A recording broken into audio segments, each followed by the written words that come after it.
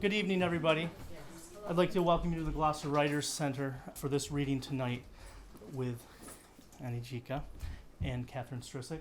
I wanted to say in advance, I am Director of Programming here at the Writers Center, and we are in the middle of a summer fundraiser. We believe in keeping our programming open, free to the public, to allow as many people to come as possible. But that does mean that we depend on donations and communal support. So if the spirit moves, let us know. Yes. So I'm excited to welcome you here for tonight's reading. And I think that these two poets with us tonight help remind us of the incredible reserve of literary talent available to us here in the Commonwealth, both of these Massachusetts poets. Ani will read first tonight, followed by Catherine. Ani is the author and translator of 8 books and chapbooks of poetry. Her translation of Lujita Lajaniku. I was so close, right? Negative Space won an English Pen Award and was shortlisted for the International Griffin Poetry Prize, the PEN America Award, the Best Translated Book Award. Her work is a refreshing antidote to our national poetry, which I feel can sometimes feel overly parochial or self-involved. Thailand, India, Albania, waking into its post-Soviet reality, and our own New England are backdrops for her poetry. Enlivening work which is wryly, sometimes self-deprecatingly voiced. In a Buddhist temple, for example, a speaker finds a scrap of paper and hopes, quote, "It's a monk's attempt at poetry." Then I'd understand the tearing it in pieces.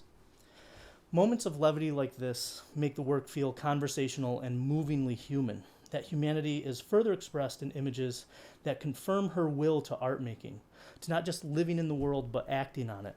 I have no memory of it, is how her poem Inarticulate begins, and it ends with this perfect symbol of the poetic imagination at work.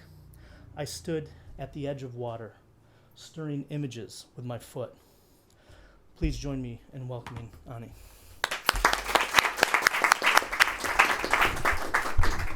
Thank you so much, Eric. That was a lovely introduction. And thank you so much for having me here. I'm really grateful to come and read with Kathy again after 6 years. Actually, Facebook reminded me this morning that we were here 6 years ago last night. So I'm excited to be here. Thank you. I thought I would read the first poem is a poem I translated from my mother, who is here, because she's here, and the book that I translated of her work is called Memories Pretend to Sleep, and I just thought I'd open with her work first, and then I'll read my own. Okay, so this one is called Autumn Afternoon by Gjika. The sun was setting just as I'd finished cleaning the offices of a 2-story building, ending another day of work near the dumpster with the last bag of trash I tossed away. I was alone with my exhaustion. You could hear nobody's footsteps. Somewhere between my exhaustion and a faded dream, I thought I was lost, when suddenly in the gloaming, the flight of the wild geese, I raised my head. Their white bellies glided through the numerous hues the firmament had stolen from the season. In an instant, exhaustion and rest became one. The green, blue, pink, amber gold hues and the sounds calling from the birds' beaks carried me toward the dream that never dies. How hard it is to believe that after a tiring, monotonous day, which you forget in a night's sleep, dusk opened a window so I could see what my memory safe keeps.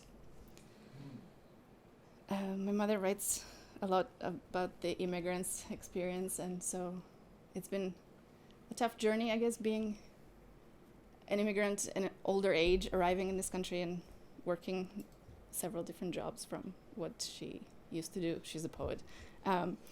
So anyway, it's nice to have her here and start with that. And then I'm going to read a few poems from my first book of poems that came out 10 years ago, Bread on Running Waters. This is one of the books that I always read from, so it's falling apart. And then I'll read a short piece from my memoir that is coming out in November. It's called An Unruled Body, and it will be published November 14th, so I don't have copies of that yet, but it will come out soon. This poem is called Immigrant. At 18, I find myself in an airplane, weeping for hours, holding mother's hand. We land in Boston, July 4, 1996. It has just stopped raining. An officer asked to take our fingerprints. My brother and my parents don't speak English, but they're through customs first. When my turn comes, I tell the officer my hands sweat. He tries to print me anyway, but it won't do. Holds my finger tight so it won't slip. Wipes it with a cotton cloth. Put your finger here, he says. Look over there.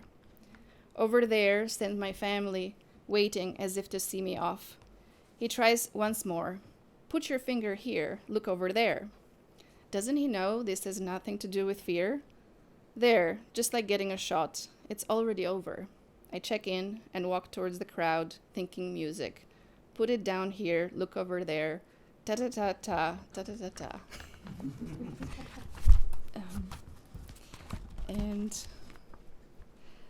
I moved to America in 1996, and then after college and graduate school, I took my first teaching job in Thailand. So I've traveled a bit, and this comes from Thailand, which you quoted from. Lost and found. Inside a Buddhist temple, inside a cave, among tall golden statues, I feel nothing. I think of nothing. I look around, wonder if taking photographs is allowed. On their knees, eyes shut, natives and tourists rock back and forth as though straining together to give birth. I imagine a single firefly stumbling into the cave, its pulsing light rearranging space inside the mountain. On my way out, I find a scrap of blue paper on the stairs, fragments in Thai script that I can't read. I slip it in the pocket of my jeans, wondering if a monk wrote a list of things he needs. I hope it's a monk's attempt at poetry. Then I'd understand the tearing it in pieces. And my first marriage, the only marriage, took me to India. So I have a few poems about India as well. So this is India, and maybe I'll read only two from it. Passageway. We came to Darjeeling like cats at dawn, taking one curious step before the next. St. Andrews stood on the hill, enclosed in ruins, its main door locked, head covered in mist. Somebody's dog followed us, and then we followed it. In circles, round the church, trying to find an entrance. The houses down below, inarticulate under fog. The man who walked ahead of us may have been a visitor from the past. Could he see the future in us? The town grew boundless. The stitches of the sky broke, one thread of sunlight at a time. When they heard our questions, monkeys crawled out from behind the ruins, their gray bodies etching on yellow walls, one arm stretched slowly after another. They were a little music, the way they entered in and out of the morning. We kissed. We held hands, in a way we've never left. 2. Some Leshwari Express through a window. Here the train stops. We watch young women in saris carry baskets of rocks on their heads. They throw them in a ditch, pushing the baskets out far from their chests, as if this were the first and last time to rid themselves of want. The one in red will walk home alone tonight, a flame between the yellow shacks, cradling a basket full of dark. A man in silk kurta watches her from under a tree, then pulling out a key from his pocket begins to clean his ears, and for as long as the train sits at the station, he neither moves nor looks elsewhere, but keeps digging in his ear, trying to unlock a door to where his heart will never take him.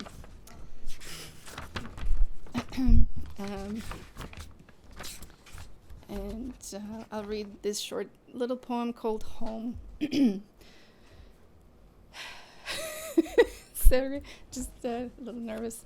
I don't know, as usual. Home. It's snowing in a way that reminds me of people who rarely complain. I imagine the oldest woman eating bread, silent, half asleep, softly chewing. Yum, yum, yum. I'm thankful for snow and the black stillness of evergreens, the way they line up on the street here in my New England. I have made it mine, the way a young girl finds someone's lipstick and makes it hers. It doesn't matter that it's half used. It matters that it's lipstick, and she wears it down to her chin. And then I have a new poem that just came out on through Plume Journal. So I'll just read that. This is called A Different Origin. When the snake in Eden approached Eve, he smelled pain, her longing for a not there-ness or an otherwhere-ness. He knew then he'd have her do what he wanted. Don't we get what we want from people who expose their wounds? Only show a man everything from the waist down, Grandma said. Never from the waist up. She meant guard your heart and mind. Maybe Eve understood. A snake will slither all his life, his tongue slitting words as he speaks, his body shifting shapes when he feeds, a creature that only hears movement. Maybe she bit the apple to make a new friend. What if he had told her the truth? Look, all I want is a friend too. Walk with me. But afraid, perhaps ashamed of need, he spun a tale and watched her healing take a long way around. Eve had children, and her children a whole world. I'll take pain that explodes like that. A supernova, so that the story won't end. And then I thought I'd read a tiny excerpt from my forthcoming memoir. And I have two chapters that were published online, one on LitHub and one on the Common Journal, but they are pretty long, so I did not select those. This one is fairly short, and it also came out in Plume Anthology like a year ago. And again, my mother is in it, so I thought this is appropriate. This is from my epilogue, actually, just an excerpt from the epilogue. I turn myself on my back, remove the bed covers, and take off my shirt. My breasts are already awake, waiting like little birds to be fed, and my hands feed them as I run over them, under, pulling on one nipple, pulling on both. Unlike so many things in my life, I have arrived at late. I have always mothered my desire. Earlier, I took off my clothes to get in the shower.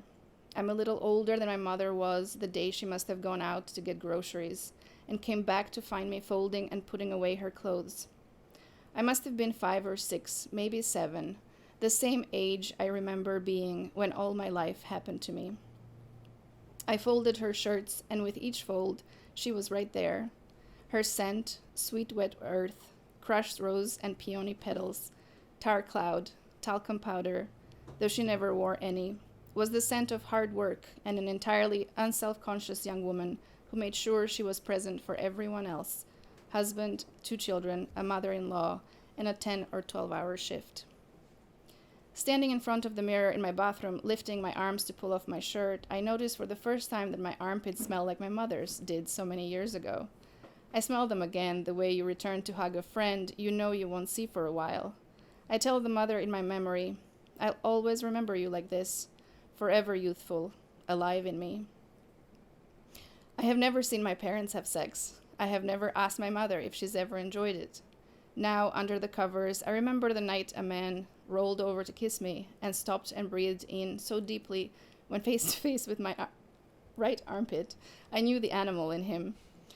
And it's the same animal of my body I'm here with tonight.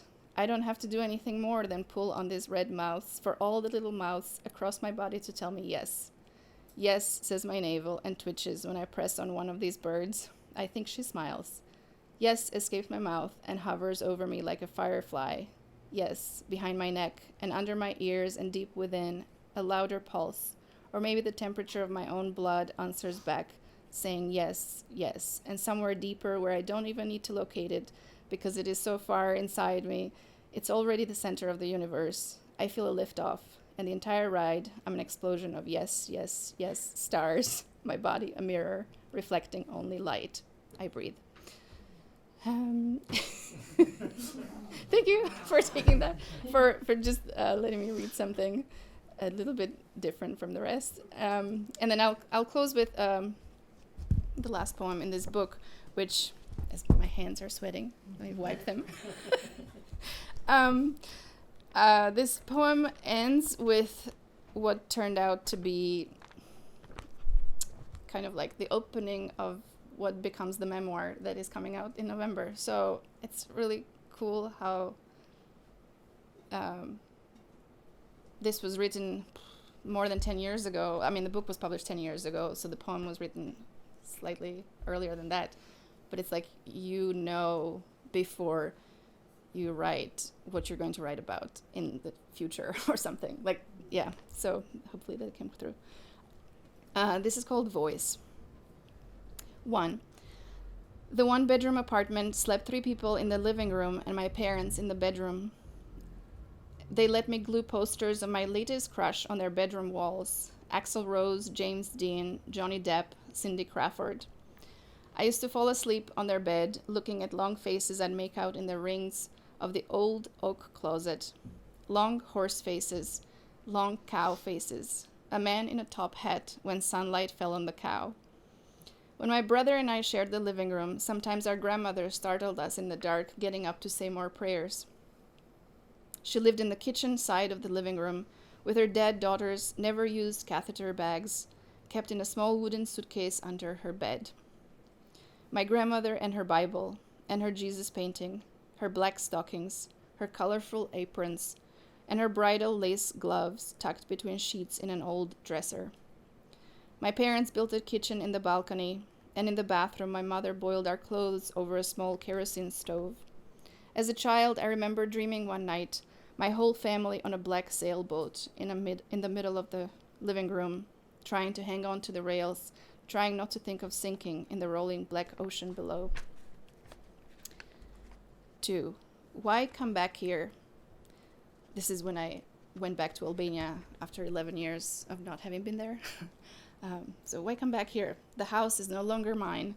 Grandparents are long gone. I don't recognize the neighbors. Apparently, I have an accent here too. As every immigrant going back. The city's face has changed. I cannot tell when it began. Buildings and cars strewn about as if a naughty child had taken all his toys and thrown them in a fit on the floor. 3. On the cross-section figure of a tree trunk, you can make out her first year of growth. If the space between tree rings is wide, it indicates a rainy season. If it's narrow, the season was dry. You can even tell when she was scarred from forest fire and how she kept growing. And there's an old wound that began to change her face. 4. Once, a young woman ran to curse the ocean. She was aware of her own weight against the sand and her fists tearing the air. She cried, "Damn you and your rolling waves," always having something to say. But the water put his hand over her mouth, and the waves said, "The time will come when you too will speak, unrestrainedly like a church bell. You will say everything you want to say. It will mean exactly what you want it to mean. And everyone will listen. Everyone knows you are here. And when the time comes for you to be quiet again, you will be quiet, like the jasmine garden in the evening. And that is all right. You have a mouth." Thank you for listening.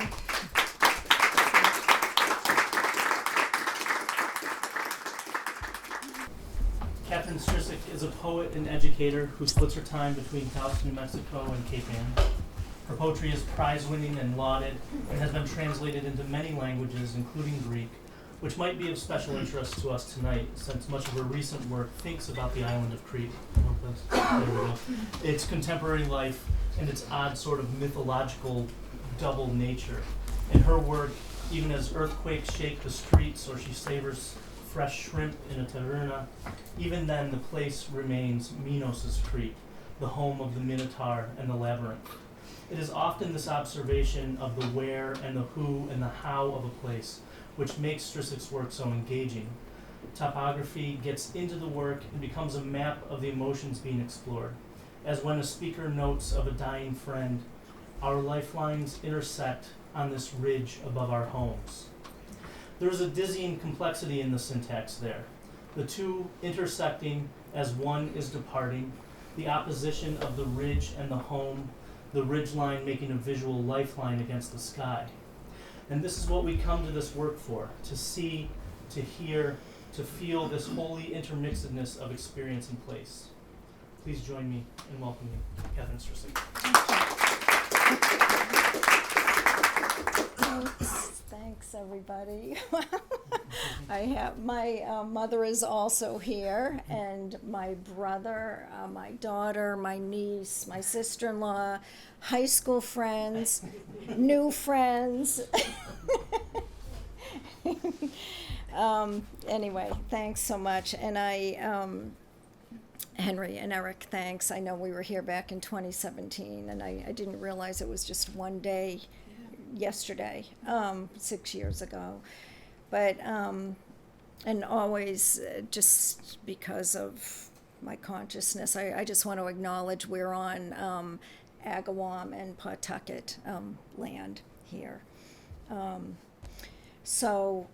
going to be reading primarily from two new manuscripts. One has been floating around out in the world. It's called Dear Unholy.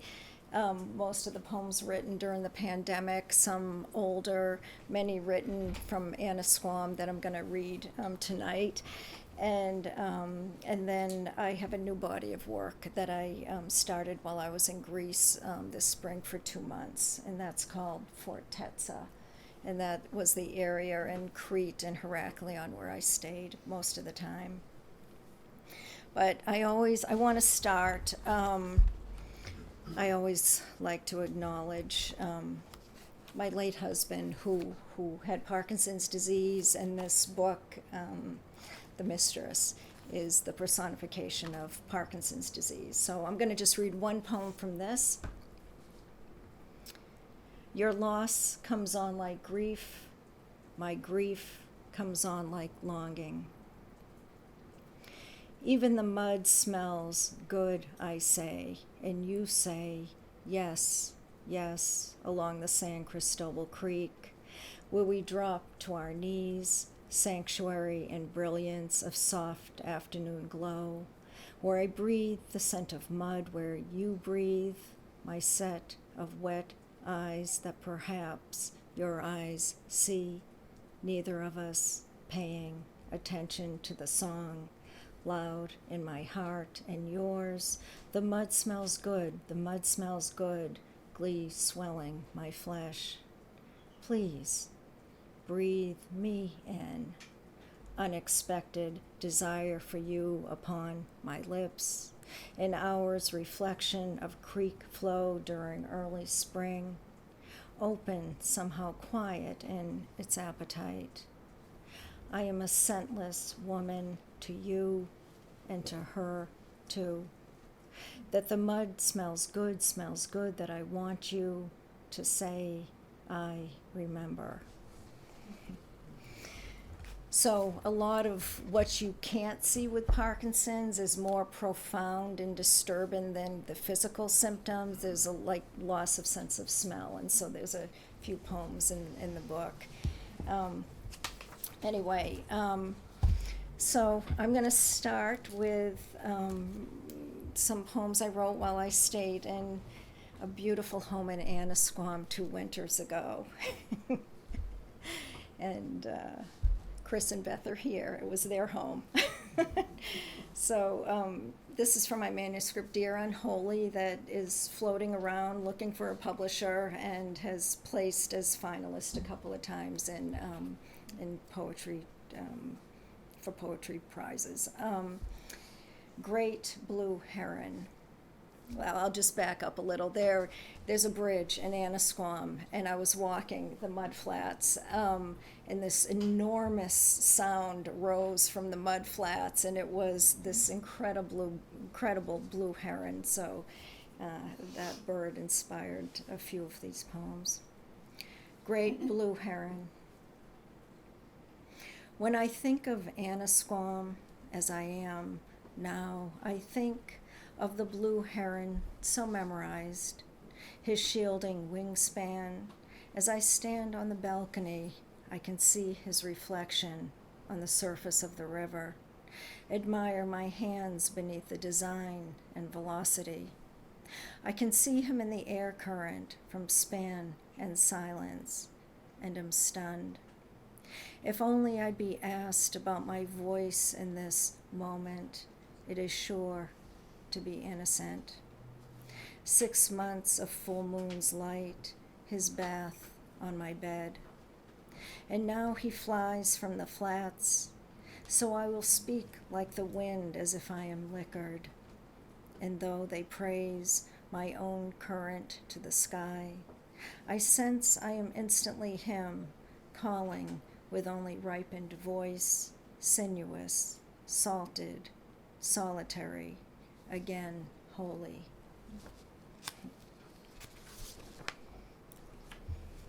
And this is another one from that experience.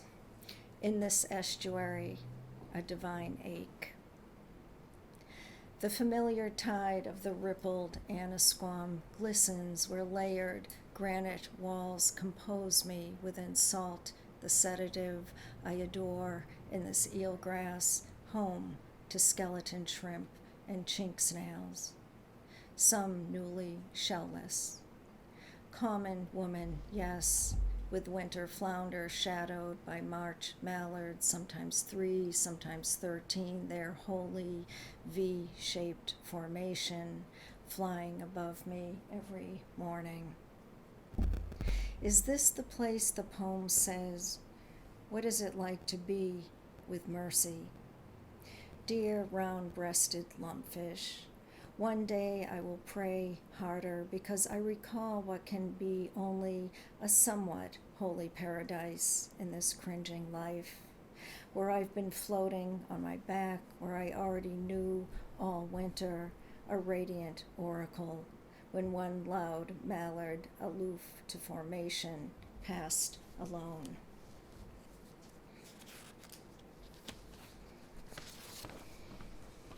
And Eric, you quoted something from one of my poems. This is a very old poem, but it's in this manuscript, so I'm going to read it. This is, I had a friend who was dying, who I was with, and so this poem was written because of that experience. Always fall in love with a dying friend. I thought, this is my heart when it was early spring, how you, during your muscles' atrophied phase, lay in bed, face to the east, and moaning, while my palms massaged almond oil onto your balding head, stroking against death. You said you came to New Mexico to read Frank Waters. Out in his hand, he becomes a coyote, a crow, an animal, or a bird. You did sleep. That is why in 1 hour the western sky caught fire, glorious as the good devil himself. Soon the breeze, you exalted in your alfalfa field. I'm quiet with bare mind enamored. You might be wholly tinged with pain, exotic when wide-eyed, and in my palms warm. Our lifelines intersect on this ridge above our homes. Your desperate and still soft flesh, the cough hardly familiar, the breeze turning sharp-lipped because this thin shroud will not keep us warm. How simple I resemble you, fuel, carbon, mood. We touch hands for permanence unto the earth, and our longing unhinges. So this next group, I'm not sure if I'll get through all of them, but I'm going to read. So yes, I was in Crete, I was in Greece on my sojourn and spent about 6 weeks in Crete at a friend's house, and a lot of the poems came from just that property. But this one poem was when I ventured out into some archaeological sites. And I'm going to start with a quote from the Odyssey, Homer. In the middle of the sable sea there lies an isle called Crete, a ravisher of eyes. The woman in Vasiliki. She held her head upright, while her body and dark stockinged legs wobbled bow-legged from there to there. When she walked around the corner, I followed her with my eyes, but all I could see where I was hoping to see the woman was one pottery, its long spout, like an elongated neck, expressive with uneven firings by the Minoan potter.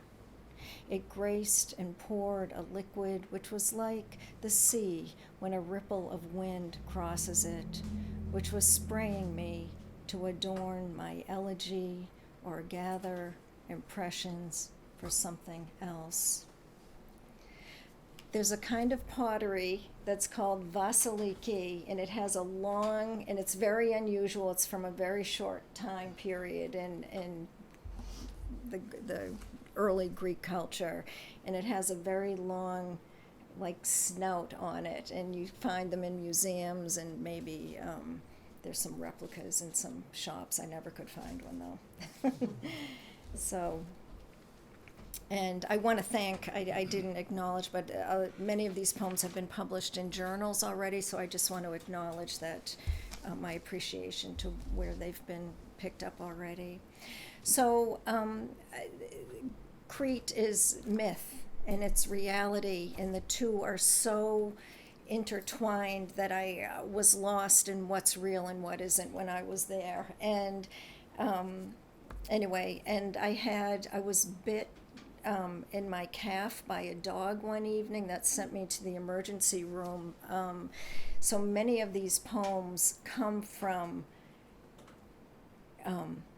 that experience, and dog. So you're going to hear dog, you're going to hear screaming cats also, because Greece is cats. Minotaur, 1. All along, it's been here. Curves, the bark of a dog, dark gray sky and warnings of another day, the widows in black in cobblestoned alleyways, this way back, this curve, to Fortezza. Now, when I reimagine, there is just a scream, my own, blood soaked through a pant leg, a golden scruff of a dog behind me, and I must make peace with this. 2. When I first cut with scissors the lavender roses, open-petaled, gay, and fragranced to be close to nostalgia, or rid myself of having taken a wrong turn, my always poor sense of direction, though this time I could hear the church bells close to me, and dressed for the evening in new pink sneakers, a little laughter from myself, hello, and wanting the bath later just to do this. Ah. Will drinking licorice tea soothe, and which alley is to home? 3. Each time I wake, the dogs ripped apart my calf. One time on my walk towards Knossos, where fenced geese, ducks, and chickens waddled, a startled dog, an unkempt offspring of prehistory, fanged and fury, misunderstanding, springtime, and me. It must be difficult to be the caretaker within a pained olive grove's memory. It must be difficult to carry the burden of fallen cultures and be the deliverer of sheer madness. At me, while I'm out simply for an evening walk. Somewhere there is a farmer who has poured water into the feeding bins so that this dog, ancestral, will remain alive, and this our chance encounter. 4. The cobblestones are just outside the rose pathway and metal gates, and if I walk again, I will see as far as the sea. The cobblestone alleyways house the dogs, their spines broken curves, a sliver of light, a garden of fennel, and soon-to-be ripe apricots. Today, the dark sky warning. The elderly woman bent over with a paintbrush in hand, repainting her white wall. The piano is waiting for me.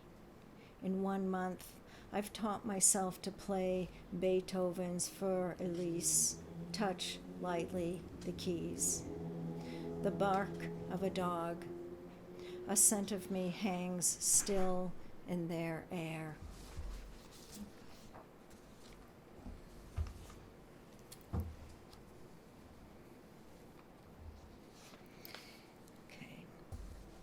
The sea.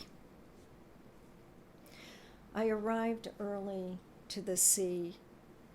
I'm going to start again. I arrived early to the sea there, the voices of women in the cove where they wore white hats, bikinis, some topless in the Cretan Sea, bobbing, and I swimming out far away from the shore, and others, some of whom now lay on flat rocks, smoking, laughing, draped in seaweed sometimes. Their local Greek dialect sounds cured, like the body after swimming for many miles when I would hold my breasts, first one, then another, for this rendezvous under the eyes of Thalassa, half submerged, who still spawns, salted, calming, inhuman, the holy body that rises in the light the moon sends back. So this next poem is from the same beach, and a little different, the experience. Taverna Zaxaris at Palio Castro Beach. One cat, not yet oblivious to his needs, yet oblivious to his condition, staggers to my table at the taverna, begging for food from a mouth wrecked and crooked, mindless as he tries to sing. A couple from another table look, then get up and walk away. The fur around his mouth filthy with dirt and derangement. I don't know what to do. One eye clutches me. The right eye, I notice when I look long enough, is missing, so there is a hole there. I peel grilled shrimp with my fingers. Other cats, young, vocalize close by. Some weep, some chatter. A child from another table stands up to see. The waiter says "figgy" to the cats, and they scatter except for the one. Who hums from the beach? The cliffs here wrap and loom. Teeth clench. I want to know who prays, who weeps, who shovels the sediment when his body is no fur, is no bone, when his voice is quiet.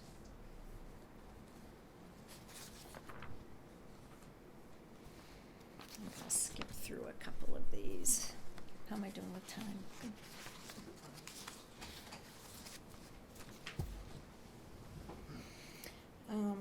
I think I'll just read a couple more, and yeah, I'll read this. The Dog and Me, about a month later.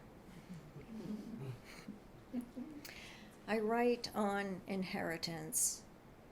I probably closed my eyes. It is the north coast of Crete, the contour of the cracked road named Navaranhu, falling towards the sea, falling onto rooftops below, a dog's den, a field of wild ones, oregano and fennel.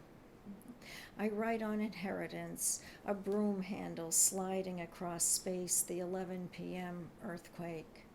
In it, the slide is neither my shortness of breath nor blood flow nor a collision of two breaths. In it is our disobedient and good selves. Does falling toward the sea even matter? An olive grove stands equally powerful this month later, dry on the soulful slope. Lastly, there is sweat in the air. There is one dog who, at a high pitch, barks, "I'm afraid. How is the nightmare wound on your calf?" I murmur, every day my fingers caress and resettle into your wound. I'm afraid too now of all dogs, the purest, strangest, poetic dog in the whitewashed alley, and because there are now vertical lines above my upper lip, the inheritance shaped like my whole body curved like the northern coastline, even then, neither of us knowing how our mouths form. Why?